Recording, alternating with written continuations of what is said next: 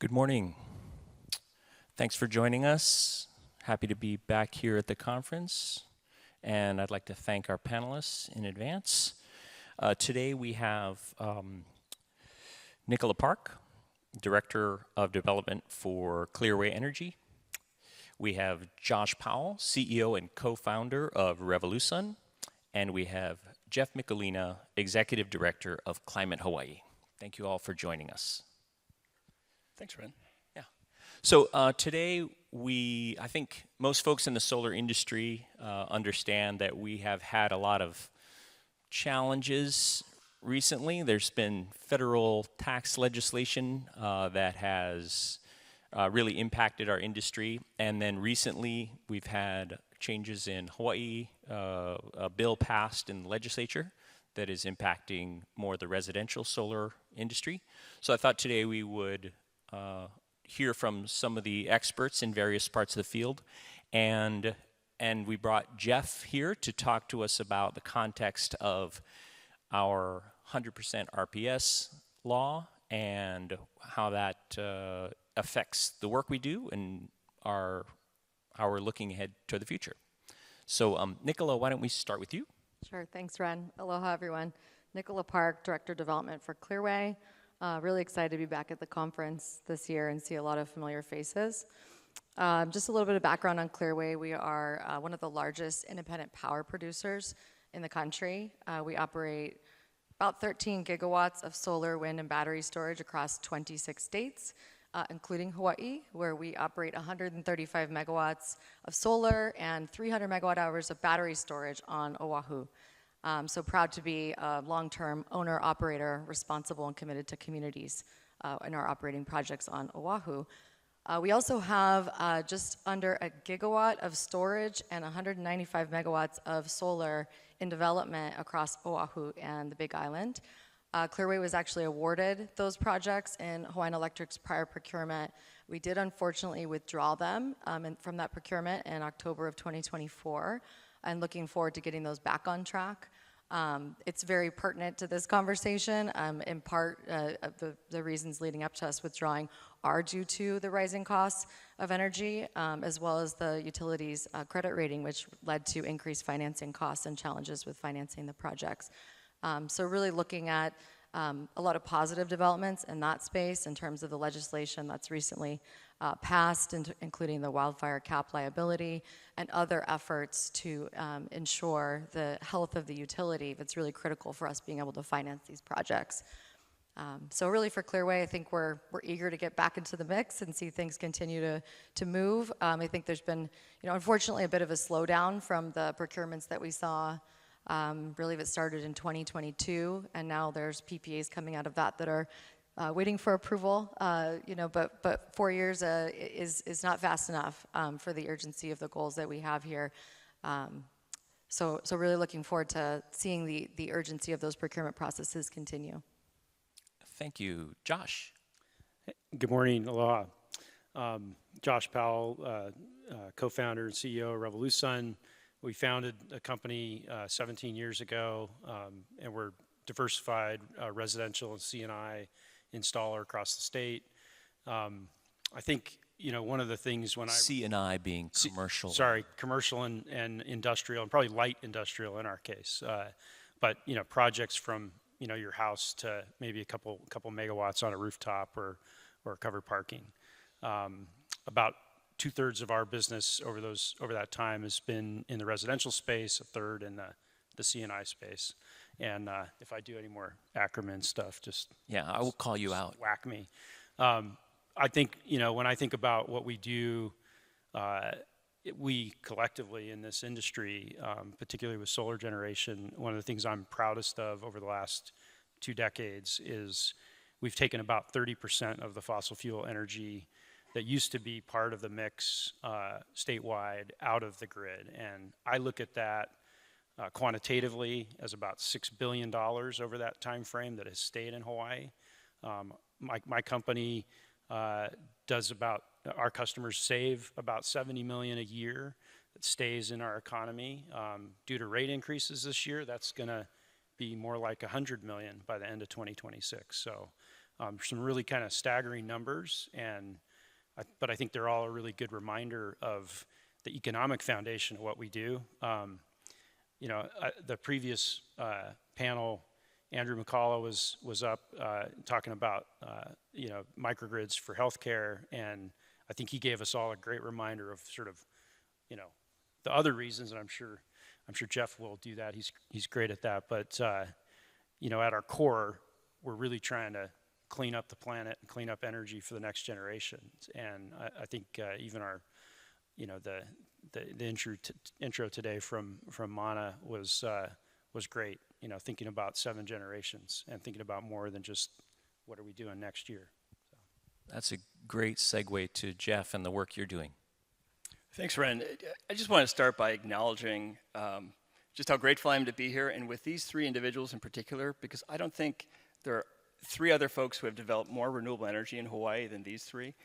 Both at the utility scale and then launching, I think, really the revolution for distributed in Hawaii. And now we have some 120,000 plus rooftops with mini power plants on them, thanks to RevoluSun and other folks in the industry doing this incredible work. So thanks to you, we are where we are in Hawaii, which is pretty far. We have a long way to go.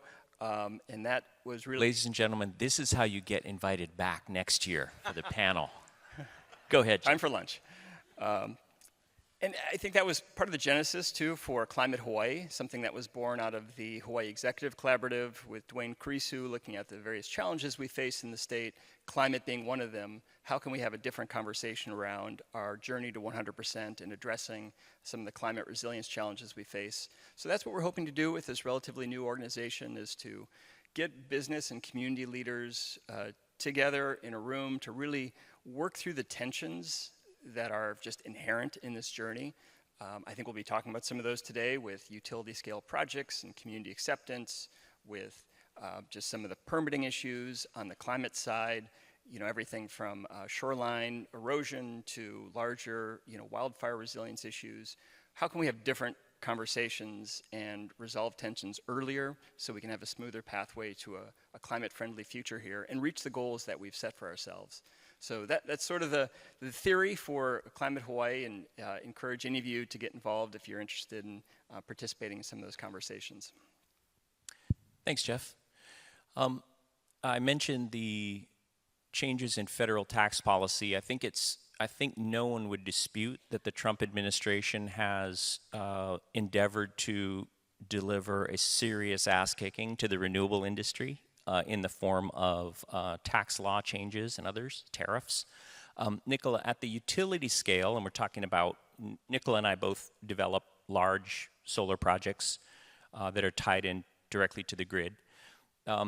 Utility scale projects, what are the cost impacts of these federal tax law changes and tariffs? Yeah, thanks, Wren. It is very substantial. I think you've heard from other panelists as well about the challenges of having certainty on these tax credits and being able to count on it for the long time horizons that these projects take.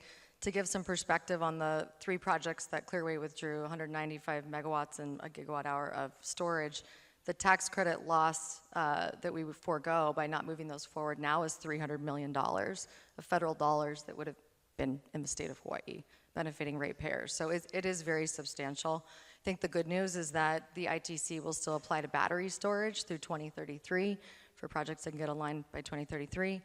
And just to explain how it works as well for the tax credit, for those that are not familiar, we need to lock in safe harbored equipment by July 4th of this year in order to get the projects online then within 4 years. So many projects are already safe harbored. Up until the end of last year, they need to get online by 2029. For projects that are now still scrambling to secure safe harbored equipment, they will need to be online by 2030, which it sounds like a long time, but for utility scale projects, that's a blink of an eye, as we know. And so that's really the risk that we have here or the opportunity is to ensure smooth permitting, construction, commissioning, all the processes that lead to a successful implementation of these projects in order to place in service by the end of 2030. I think the other sort of thing to recognize is that because of the procurement processes that we have at the utility scale, the next round of projects really won't be able to benefit from those credits. because they won't be able to come online by 2030. So even if you were to safe harbor equipment today, you're going to have a hard time coming online by 2030 for the next rounds of procurement. Okay, so just to catch people up, Hawaiian Electric has RFPs that have come out in stages. We had stage 1, stage 2, stage 3. The stage 3 projects are now going through the process of submitting their contracts to the PUC for review, and will be completed, must be completed by the end of 2029 to capture the tax credits. And I think there's a lot of efforts underway to keep those projects moving forward so that they can meet that deadline. The next RFP, which is called the IGP RFP, and in my mind it's like parentheses stage 4, because I've been doing the last 3, so I call it stage 4.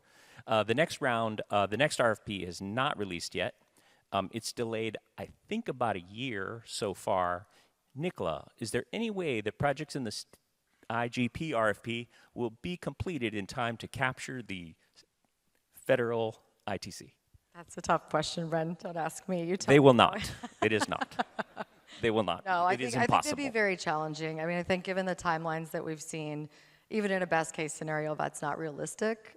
Just the procurement process of bidding into that process, being awarded in that process, going through interconnection study, and then PUC approval, you don't have enough time to finish permitting and financing and bring the projects online. So that is the challenge, is that we really are foregoing that PV ITC benefiting ratepayers. But there's still the federal tax credit for batteries that lasts another few years. That's right, through 2033. And so you're really seeing a lot of focus on securing domestic content in order to get the bonus of 40% ITC for domestic content batteries. And really, we may see as well costs coming down on the PV component when you look at not needing domestic content anymore and just paying tariffs or having non-fiat compliant content. Okay, excellent. So that's the utility scale side. Now, in a parallel world, Josh and his industry, they work in the residential and C&I, you all know the acronym now, C&I space. Josh, how are the federal tax credits expiring affecting your industry? So in the industry, we have, well, we're all in the industry, so this won't be new to anybody, but we have this term we like to use, the solar coaster. Hawaii's been on it for a long time. We've done a bunch of loop-de-loops, and I think we're on another, and I can feel gravity kind of pulling at the cart right now. So the way we make this pretty hard, and or at least the government's attempts to make it easier or push it along, make it challenging. But right now, what we're going through, we lost the residential credit. That was the first casualty of the One Big Beautiful Bill last year. That ended abruptly at the end of 2025. Caused a rush. Certainly, companies took advantage of that. I can tell you from 17 years of this, those rushes aren't always good for your bottom line. A lot of times people will overextend.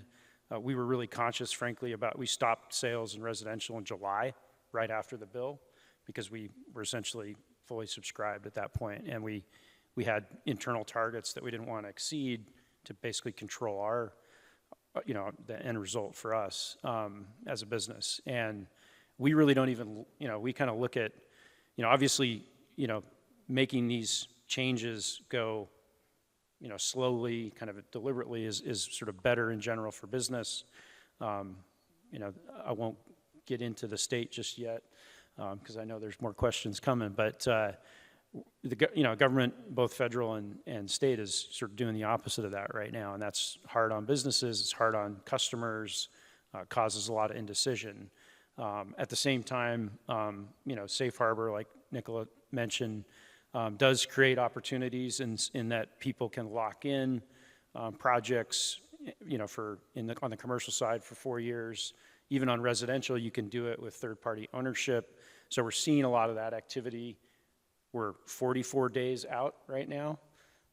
We kind of tell customers in our space, as a hybrid company, we can still do that, but we still need time to procure, things like that. So we kind of look at mid-June as the target for actually getting things done. Is there a different timeline for commercial on the credits? Yeah, So you still have for C&I projects, they benefit from the same rules that utility scale projects do, so that you get the same 4-year safe harbor. The safe harbor process essentially, it's different for projects under 1.5 megawatts. So a commercial utility scale project needs to essentially be continuous work to meet the requirements for the credits. A smaller project, which is typically in that C&I space, you can also just put essentially money down, buy equipment, and then hold that equipment, and you don't have to meet the continuous construction rules. So you can do both. You can do either one, but so you get a little more optionality there. We're encouraging our customers to do that because, as much as not to get wonky, but you can also finish the project by 2027 without safe harbor. But even in the C&I space in Hawaii, you're typically looking at a 12-month development time frame with permitting, engineering, everything else. And so you start thinking about it, we're 18 months away from 27. You got a lot of projects already in the pipeline.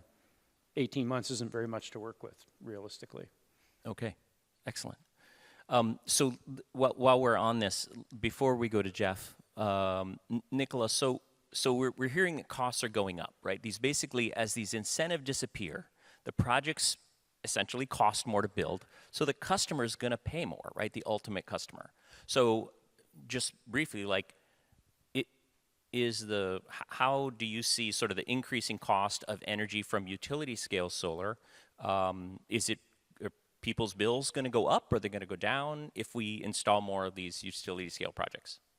Yeah, that's a great question, Wren. It's very timely. As we all know, given the current geopolitical climate, and since the war in Iran, our bills are going up 30% or more, retail rate of 51 cents plus, the highest electricity costs in the country. And this is not the first of these spikes that we've seen. So if there's one thing we can be sure of, there's going to be history repeating itself. So really, despite all the pressures and upward pressures on price, the urgency has never been greater to really lock in long-term fixed price projects like these, whether it's C&I or utility scale or residential, right? There's analyses that are done when projects go for approval as to whether or not they're going to save ratepayers money over time or not. I don't think those analyses are really complete in terms of looking at the whole picture of these types of oil spikes that we're seeing. I think KIUC is used as a great example over and over again of a utility who locked in long-term fixed pricing, large-scale renewables, and battery storage at 12 and 13 cents, which seemed high at the time. Mm-hmm. And with the last spike that we saw, which was in 2021 with the rapid reopening after COVID and then the Russian invasion of Ukraine, they only saw like a 5 to 7% increase in their electricity rates, while all of us saw 50% increases. So really you have to look at the holistic long-term cost, right? Rather than just the today marginal cost. We had a energy policy forum meeting in January talking about this. And at the time, oil prices were $66 a barrel. And we were saying this very same thing, right? And here we are months into over $100 a barrel, right? Yeah. And so a PPA that you said, oh, is this a good deal today, right? You might have said, oh, it's not saving ratepayers money, that marginal price. Mm-hmm. And today we'd say, oh, that's a great deal. We're way below avoided costs. We're saving money. Right, and these are fixed price, 25-year contracts that don't escalate at all with inflation or anything. Great segue, because at that policy forum meeting, somebody raised their hand and said, well, if energy projects, solar and other energy projects, renewable projects are getting more expensive, maybe we should push back our 100% law. Maybe it's too early, 2045 is too early. Jeff, please remind us why we have a 100% RPS law by 2045. I would love to, Wren. Thanks for that question. Before we get there, I'd like to talk about credits really quick. We don't have slides, but I brought a prop, and this is the erstwhile Honolulu Weekly. Does anyone remember the Honolulu Weekly back in the day? So this is an issue from August 1996, and it has a cover story. This is my debut as a writer, and it's called Solar Blues. It was all about the tax credit in 1996 and the Cayetano administration wanting to pull back the solar tax credit at the time. And Cully Judd, bless his heart, is quoted extensively in here talking about the solar coaster and how they went through this whiplash from the 70s to the Reagan era, then in the 90s, and here back in 96 talking about how this is going to devastate the industry. Now, I don't want to minimize what's happening. I think it's a travesty what's happening at the state level. We should not be phasing it out this quickly, nor should we be doing anything retroactive. And at the federal level, it also doesn't make sense because I think it's a proper policy to support renewables, to keep them at the same level playing field as all the subsidies that fossil fuel receives. And we're also not counting the externalities of climate change. So when you factor those two things in, it does make a lot of sense to have a credit that supports our renewable future. But interesting, since this happened in 1996, we've added, 120,000 rooftops. The solar industry has done quite well, but it's happening for other reasons as well. And it's this learning curve that clean technology enjoys. As it scales, it gets cheaper, we learn, the cost comes down. And that's very different than commodities, where it's going to be, they're extractive. It doesn't enjoy the same learning curve. Solar really behaves more like computers in how they improve, whereas oil behaves like oil, right? The other thing that's just great about this, and I know this is a little bit self-indulgent, but on page 9, there's an advertisement for a company called Mokes on Spokes. And it says, respect the INA. It's Honolulu's only 100% pollution-free courier service. That was Wren's company in 1996. Mokes on Spokes. That's what I did right after college, as I started a bicycle courier company in Honolulu. I saw him in San Francisco, and I thought, oh, this has got to work in Honolulu. So we started Mokes on Spokes. Yeah, true story. True story. Still delivering or no? No, not anymore. All right, well, there's a fallback. Are you still writing for the Honolulu Weekly? Yeah. 10 cents a word. That's right. It's my fallback career. So to quickly get back to your other question about 100%, I think it is good to remind ourselves, what happened 11 years ago when Hawaii was that first state in the nation to adopt this 100% renewable energy law. It was a 3-4 year campaign to get this established. And really, reflecting back, I know we sometimes rewrite history when we look back, but what was motivating it was a few things. Number one was just our vulnerability here in Hawaii. And Wren counseled us when we were talking earlier, don't be afraid to state the obvious. So I'll state the obvious. Hawaii has no indigenous fossil fuels. We import 100% of our fossil fuel. We import 100% of that risk. We may have fossil fuel eventually in Hawaii, I'm told, 65 to 100 million years if geology cooperates. That's about the same amount of time it feels like to get a permit. But that risk was one of the driving factors, is how can we really take control of our energy future? And looking at that long term, we set it 25 years in advance. Actually, it was 30 years when it passed in 2015. And setting that ultimate benchmark of putting an expiration date on fossil fuel. The second reason was really climate. 2015 was a big year for climate. We had the Pope's encyclical that year. I don't know if you remember that summer, but we really dodged the bullet with hurricanes surrounding the state. But climate change was certainly top of mind for many folks. And we're paying that price today. I mean, thinking about the Kona lows, obviously the devastating tragedy on this island, more often, the bill for fossil fuel doesn't show up at the pump. It shows up after the storm. And we pay for this in disasters because of what we're contributing to climate change. And then there's the thinking, well, Hawaii's so small, even if we got rid of all of our carbon emissions, would it really have a material difference? And I just want to push back on that for two reasons. One, it isn't small if you look at it on a per capita basis. We are among the most polluting in the world, probably in the top 7% of per capita carbon emissions. And number two, I think it ignores the power that we have to be a leader and to demonstrate what this change looks like. Some people thought it was symbolism in 2015 to pass this 100% law, and yet since then, half of the country has adopted a very similar end date for fossil fuels.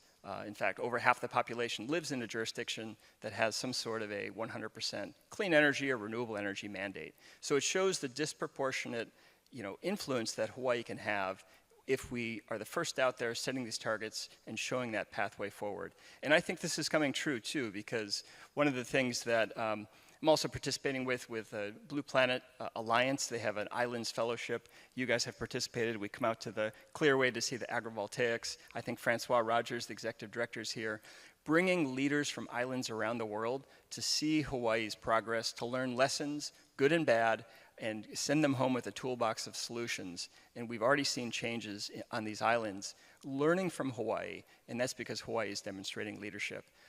So I think that was the basis for 100%, and it's maybe the rationale has changed, but the destination hasn't, and it's been critical. Thank you, Jeff. Yeah, I think it is really an example of the legislature and the governor showing leadership in making a bold statement and turning it into law in Hawaii. I think that's really important. Speaking of the legislature, recently they passed a state law affecting that we've alluded to, but Josh, maybe you could go into a little bit more. Can you tell me briefly about the state bill that was passed that affects residential solar? I'll try to contain my anger. So, I mean, the law that was passed by the legislature, Rocky talked about it earlier, SB 3125, unfortunately has kind of what I would call, it's retroactive, but it's really sort of vindictive and misguided. And I've had a lot of direct communication with legislators, the governor. I'm sure lots of you have. I'd say, right now it's really important to sort of educate them and help them understand the damage that retroactive changes to credits do to any industry, because you interfere with existing contracts and disrupt a lot of customer intention. So, the headline there is it's really damaging. We need to do a lot of direct communication. There's a pretty narrow window to get them to change it. And I think we've had some success when legislators really understand that. And so if there's any excuse, maybe they didn't fully recognize what they were doing. But it's pretty damaging. And, I'll kind of, slight pivot, but I don't think we don't talk, in Hawaii, the economics are so powerful, and that's probably why the legislature felt like they could do what they did, that this is going to happen one way or the other. It's just a matter of, do we get there, on pace or earlier than 2045, or do we take another decade to do it? And it'd be a shame if we did that. We have a real opportunity to lead and to continue to lead, and it's frustrating when our politicians kind of vacillate and walk away from that, which frankly is what we're seeing right now. So they need that reminder from the public. But during that Kona low that we all experienced in March, on Oahu, half of, at one point, 150,000 customers didn't have power. That's half of the customers on Oahu in terms of grid connection. That's a pretty staggering number. But what nobody really talks about, and it's hard because the statistics aren't really, they're not government statistics, they're not out there, but I kind of backed into the math from when I look at the number of battery customers we have residential, and I think about our percentage of the market and the other companies that are out there doing the same thing. We're looking at 30,000+ customers on Oahu. And so, 10 to 20% of the people that didn't have power actually had power, and they had power because they have battery systems that are resilient and will keep powering. And we had technicians out during the whole storm. We had a handful of people that needed to get their systems blacked out because maybe they drained the battery overnight, had the EV plugged in and didn't realize they were off grid, things like that. And just in the anecdotal stuff we got back from our techs, a lot of those folks were throwing extension cords over the fence, helping their neighbors, turning refrigerators back on. And I think we forget that the amplification of having distributed energy throughout the community, what that does, it creates more opportunity for us to look after each other. I mean, it's, I think this was thematic, I don't know, a couple of years ago, but, it's Pono, right? Do the right thing. And you know, we're all doing that in this industry, but and maybe we're all a little humble about it. Hawaii, you know, is one of the great things about our community is we want to stay humble, but this is a moment where we need to talk and we need to tell people about what we do and the good that it does, and that's super important. I think that's how we get our government to recognize what they're doing and how to do a better job. Yeah, I do know that, Nicola, I'll come to you in a second, but during the storm, I did run an extension cord from my house next door to my neighbor's house. I'm not sure if that's a PUC regulatable thing. So Wheeling. Okay. Wheeling's gonna. Is anyone from the commission, you know, sorry about that. But you didn't charge. I didn't charge. No, it was my mom, but no, I didn't charge my mom. Nicola. I was just going to chime in and say it also feels like I think the idea is always that we're going to wean off of these tax credits over time. The utility scale projects don't actually get state tax credits anymore. The last round of projects came online in 2022 that had utility scale state tax credits, but it really feels like kind of kicking the industry when it's down in terms of the fact that we've already been hit by massive inflation since 2020, and Hawaii is disproportionately affected by that. We have like 5.9% year-on-year inflation in construction versus the mainland average of 4.4. Then there's supply chain impacts, right, that we're still feeling from 2020 that are still impacting the industry. And then you layer tariffs on top of that. And so really it's kind of the idea of weaning off of this and creating some certainty to do that on a schedule that we can work towards really couldn't have come at a worse time to go retroactive. One of the great ironies in the bill as it's constructed is it effectively kills the local TPO market. So we've been doing TPO. There we go again. Third-party owned. So we've done third-party owned systems, leasing, PPAs, power purchase agreements since about 2014. So That's where, just so I'm clear, that's where like somebody will own. Yeah. Like if I have a PV system on my house, but I can't afford it, somebody else will pay for it and I will lease it from them. So, you know, we're not a huge national company. You know, we're founded here in Hawaii.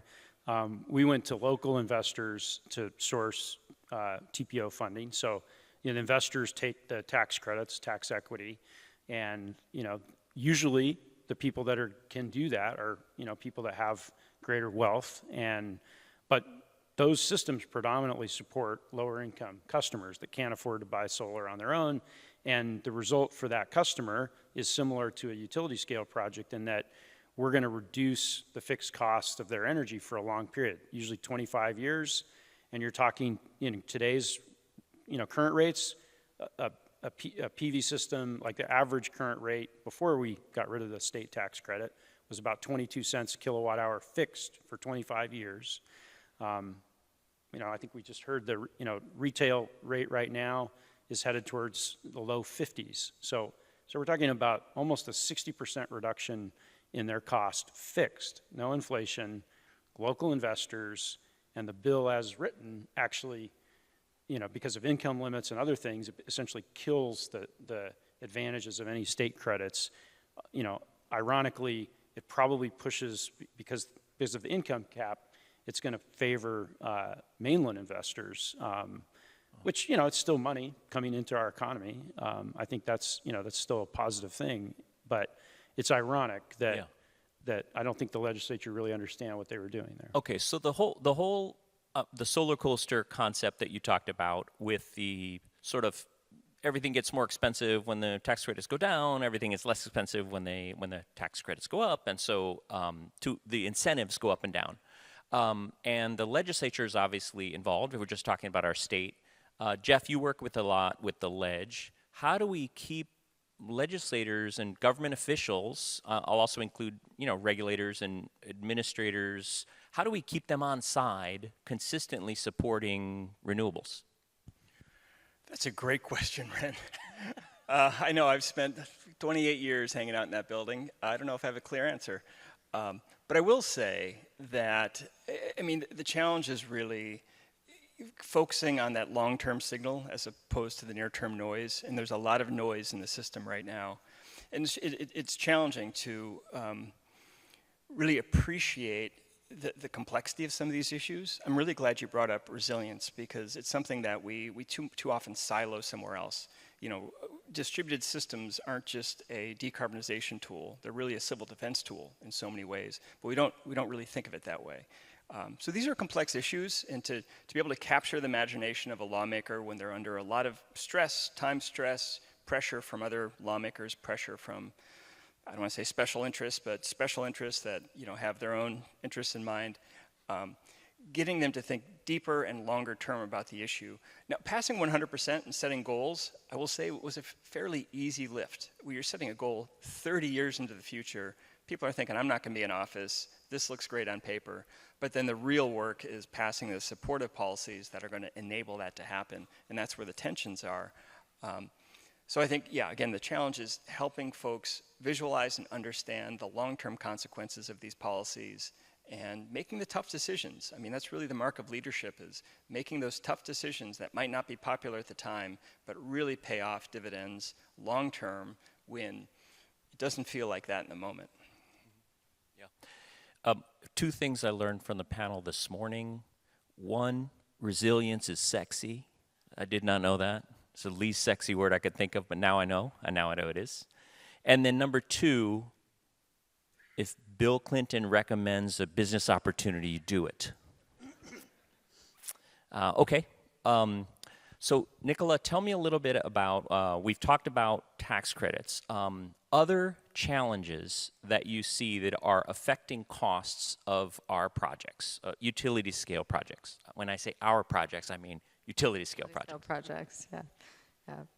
I mean, I think one of the other things to recognize is that to get to our goals, we really need to shorten the development cycle here. I think we've talked about, you know, these projects take a long time, et cetera. I mean, there's a project, I moved here 15 years ago from California, and the project that I was working on at that time is just now coming online 15 years later. It really shouldn't take that long, right? And so I think if we're talking about getting to these goals and saying, you know, at the time that horizon was far in the future, 20 years is really not a long time when you look at how long it takes for each one of these procurements of these larger scale projects and for those projects to actually come online. We maybe have, 3 more rounds of that to go. How can we make sure we don't see project attrition in that process? How can we make sure we don't see developers getting up and leaving the state, which has happened quite a bit?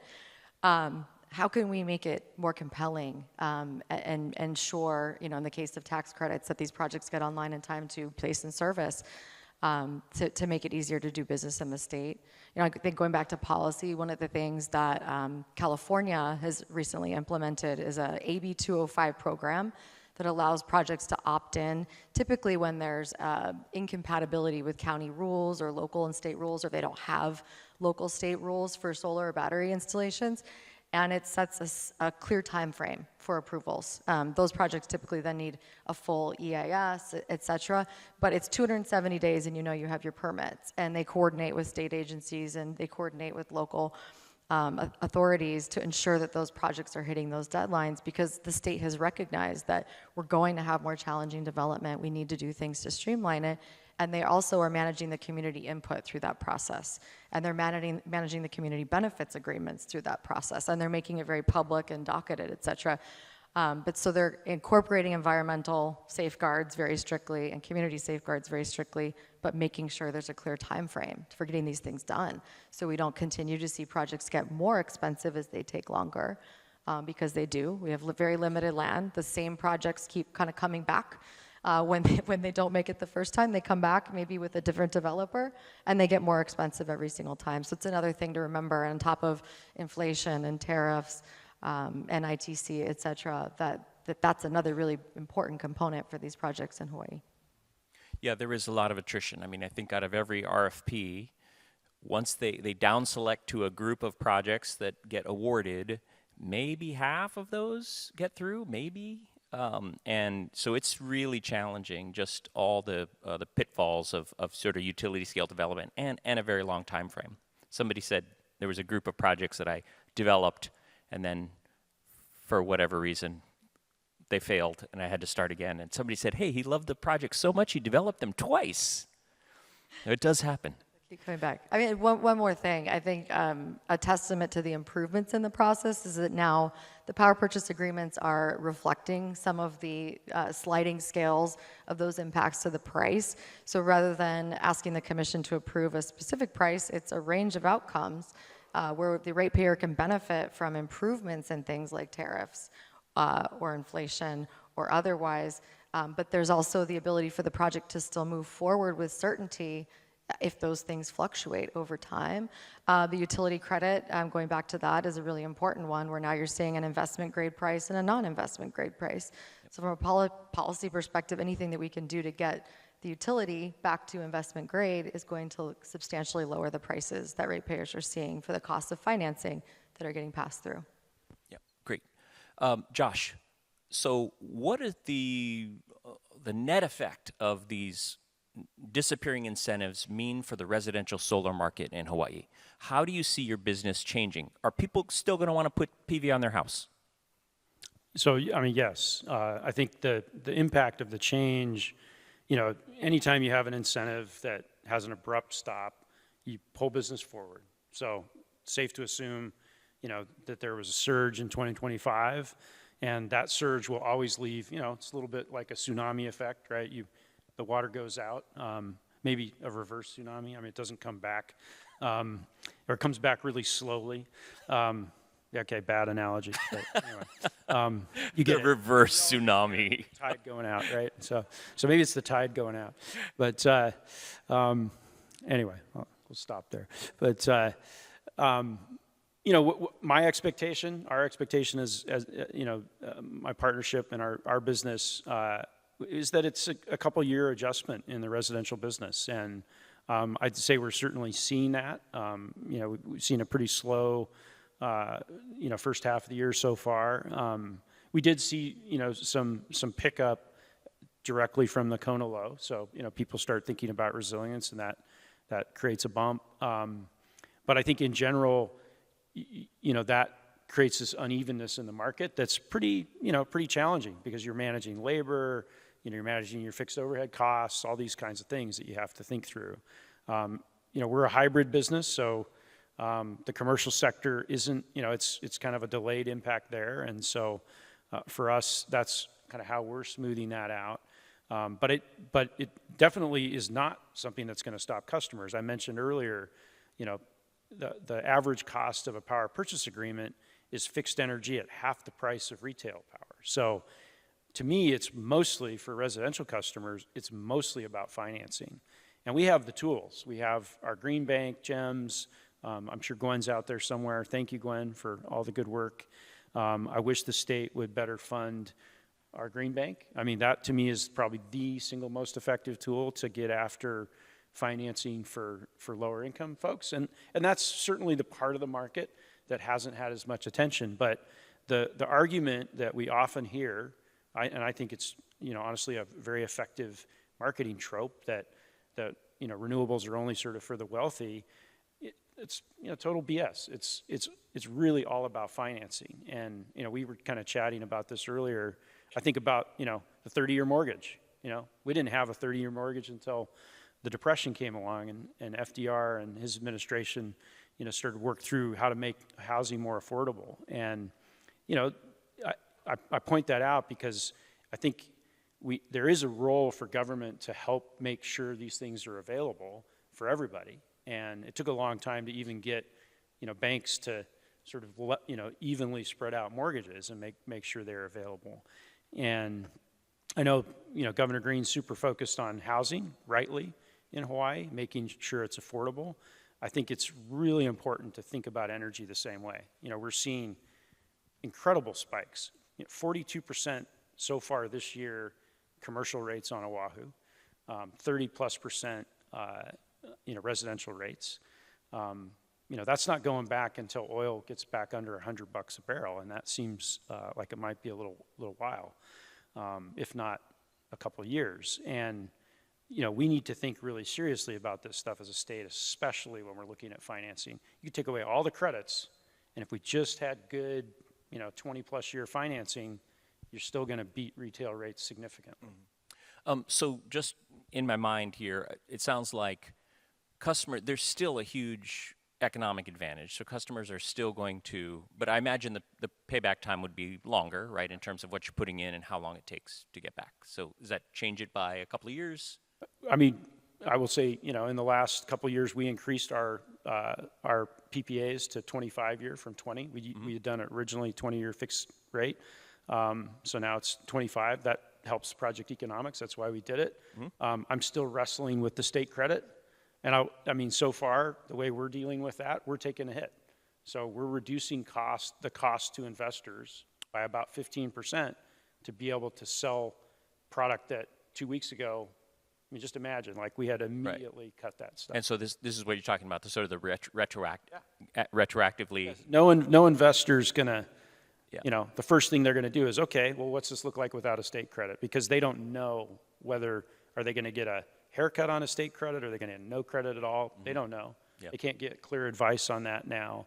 I mean, it's not even law yet, but it's already moved the market. It's already causing, and we are ending up, you know, eating that. What's that mean for, you know, my business? It, you know, means potentially we have to be leaner. You know, leaner is a great euphemism for a CEO to use for something like layoffs or, you know, I mean, things that we don't really like to do, and it's inefficient. You know, so, but you're reacting, you know, in days. Nicola, changes that you see in the utility scale market, like what you said, developers are leaving Hawaii. Why are they leaving, and what do those of us that are staying here need to do to remain viable and competitive? Because it sounds like projects in Hawaii are particularly challenging to develop. Yes, yeah, that's exactly right. I think we need to make it easier to do business, really, I do. I think talked about permitting process, talked about certainty of process and flexibility of process as well, and the contracting. So I think it's a variety of things. We made some pretty good headway, I think, with what you mentioned earlier, with the flexibility of external factors that when we bid the project into the RFP, we didn't know about. They appeared later. External factors that have a huge impact on the cost of projects, whether it's tax credit or whether it's the utilities credit rating, which, you know, the utilities credit rating goes down, that means banks are going to charge more if they're going to lend money to build the project. So that is another cost impact, and I think we did a pretty good job working with Hawaiian Electric as well in terms of structuring the contract in a different way so that there's adjustments so that only the costs, the real costs that hit the project get passed through. Yeah, that's right. I mean, in thinking about as well how we get to 100% quicker, I think looking at project sizes is another important area where we've seen projects that were quite a bit larger or had less interconnection infrastructure requirements are now smaller and have larger interconnection requirements. That process is lengthy and challenging, so it's definitely another area for improvement. I know there's been a lot of focus on improving that area. But I think developers have come to the state and realized that things are a lot more expensive than they expected, and a lot of the mainland corollaries don't apply here. And we're sort of now with these spikes in oil prices hit doubly, right? Because we import every single component. So I think taking a rational approach, and you know, Clearway's been here now a decade, and with a long-term commitment to the state, but we've had our challenges as well. So I think it's improving process and streamlining things like permitting, contracting. Okay. So we have some legislative recommendations. If you've been keeping notes, we want to make statutory limits on the permitting process and the regulatory approval process. That's it, 90 days, must be done. Josh has also made some recommendations to the legislators, so all those will go in. Jeff, we've been talking, I think, a lot about the Hawaiian Electric utility and that market. But we have an example of another utility which has done things differently. What has Kauai done differently, and how is it bearing fruit? Yeah, certainly. I'm glad you brought that up because Kauai has quietly sort of flipped the narrative on what renewable energy could be. You know, it used to be, even in 2015, you could have cheap energy, reliable energy, or clean energy, pick two. And now Kauai is demonstrating you can have all three. I mean, they currently have, I believe, the highest penetration of renewables in the state. With two new projects, they're looking at getting close to 90% before the decade is out. Also, those projects have an agrivoltaic component, which is super cool, kind of multi-solving. And their rates are among the lowest, if not the lowest currently, and they have extremely high reliability thanks to all that built-in storage. I know Brad Rockwell is here, and he's gone through this journey, doing a lot of experimentation and innovation, with their, I almost said flux capacitor, with their synchronous condenser. It's almost a flux capacitor. And then finding that they might not even need that inertia on the system as they add all of these batteries. So it's just a really exciting sort of example of what's possible. They're also, not doing wind there because of endangered birds. So it's a high penetration of inverter resources, and they're demonstrating what's possible. Now, a lot of people, it used to be Kauai had the highest rates. Well, they're small scale. It's a different model over there. They're an exception. And now they have some of the lowest rates, the most renewables. Well, Kauai is an exception. That's Kauai. That's different. And I think it's extremely different. There are tropical islands surrounded by water, very different than the other islands. But I think it's not an exception. It's really a preview of what's possible. But at the granular level, I think a lot of the things that they're approaching it differently with interconnection, with acquiring land, and then taking the best bid from developers after that. So there are some technical things that they're doing differently, but they also made the commitment and invested, even if that wasn't the cheapest price at the time. It penciled out. This looks like a long-term commitment. And I think that's an important lesson, because since then, renewables are on this downward trend. Storage in particular has gotten cheaper and cheaper. In fact, energy storage has dropped 93% in cost since 2010. New technologies are emerging that Kauai isn't benefiting from because they have some old technology. So I think the opportunity is even greater to accelerate for the other islands. Excellent, thank you. If anyone has questions, please put them in the app, and they will come to this iPad where I will ignore them.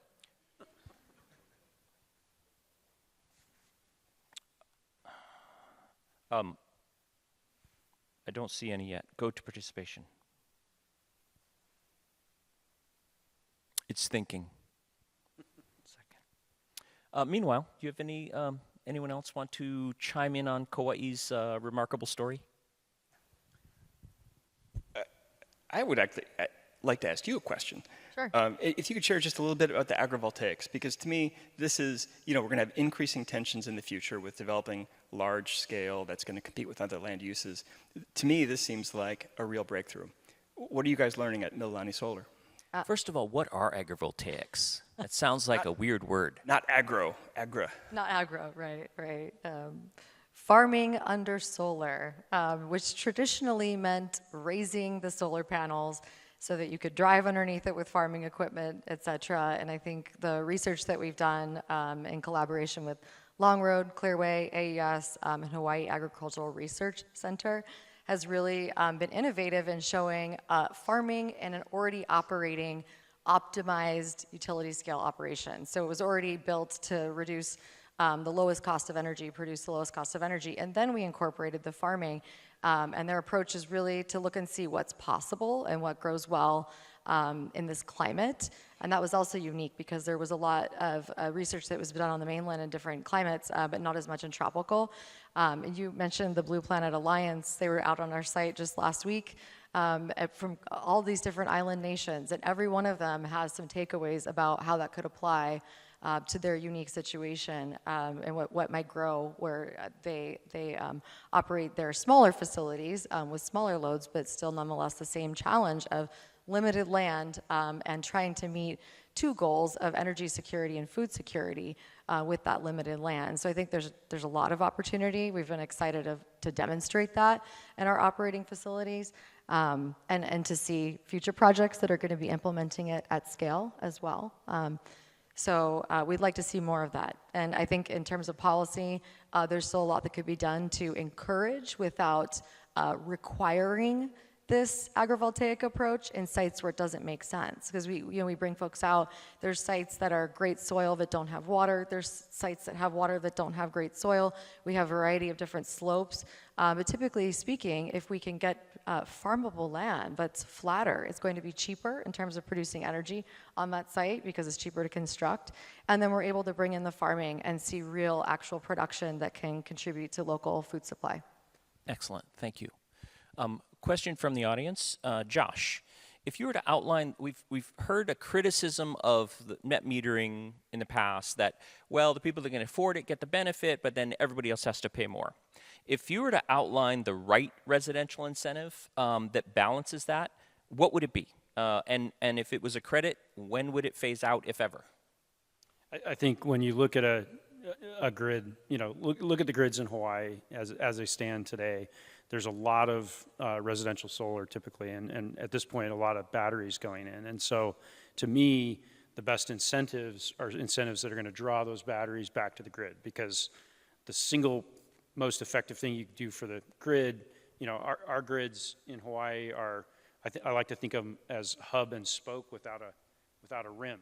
And so, putting smart devices and energy storage out on those spokes actually can help the grid frequency of energy, can do a lot to improve the grid without needing other expensive improvements. So incentivizing that engagement, usually that's coming via the PUC and the utility. We've seen incentives like that applied to our market. It usually, the most effective thing we've seen is upfront incentives like the battery bonus program a few years ago. Those draw customers in. They usually have a fixed term commitment. I think getting that moving, is probably the single most important thing we can do. And I think it flips the economics on net metering. You're essentially, you're going to get a benefit, but you got to participate, and you're actually solving the issues that we talk about in terms of, putting more expense on grid users that don't have solar, et cetera. Okay, thank you. Another question, are there changes that can be made to Hawaiian Electric's competitive procurement process to attract more investors and streamline the process? I'll take this one. I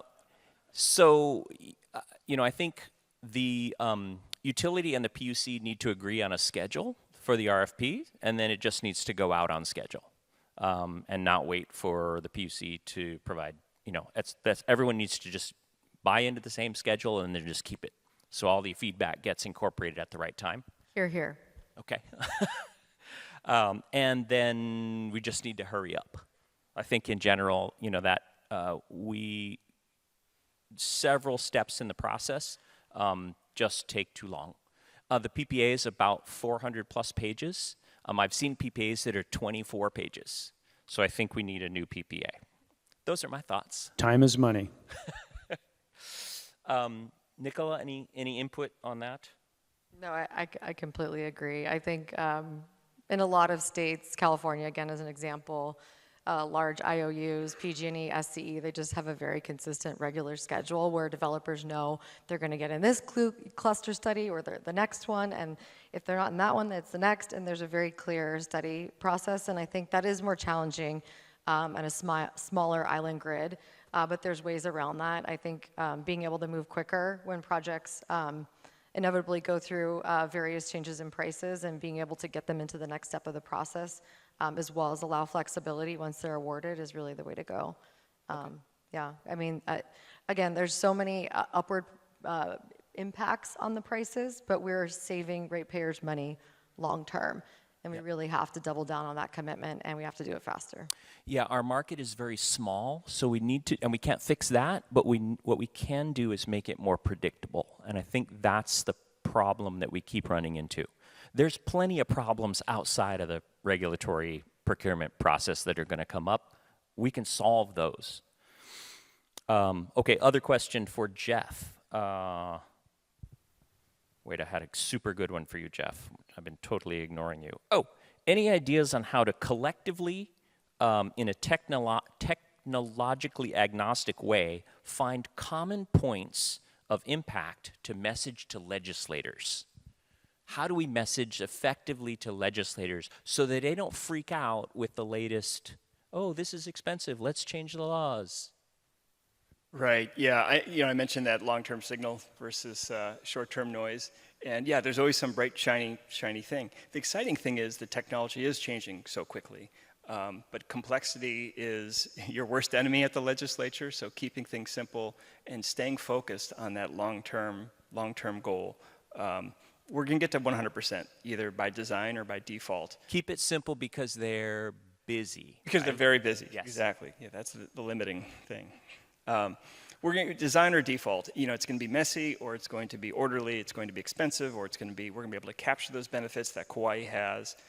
So it's really a matter of moving quicker, as you say, and really understanding that we have to skate to where the puck is. Or no, we don't. We skate to where the puck is going, not to where the puck is. And we know where this technology is heading. So making sure our policies are aligned with this, so we can enjoy all these benefits, and then communicating clearly about resilience, about, I think climate is important to talk about because we're feeling it. It's a very salient issue now. It's no longer this theoretical. We have a role to play. We can reduce our emissions. These are the tools. But talking about, when energy comes home, it's about ownership of energy locally. It's about us participating in energy. We're no longer, importing energy and exporting our impacts. It's going to be here and at home, but that's a very positive thing. We can have different ownership models. We can have control of that energy. As Bill McKibben said when he was here a few weeks ago, sunlight travels 93 million miles to get to Earth, and not one of those miles goes through the Strait of Hormuz. So we can completely benefit from what we have in abundance here, and that's renewable energy. Thank you. Thank you. And I think that's a great place to stop. I think we need to wrap up before there's a reverse tsunami of people headed out for lunch. So I'd like to thank all my panelists today, and thank you for joining us. Thank you. Aloha. Mahalo, Wren. Oh. Thank you.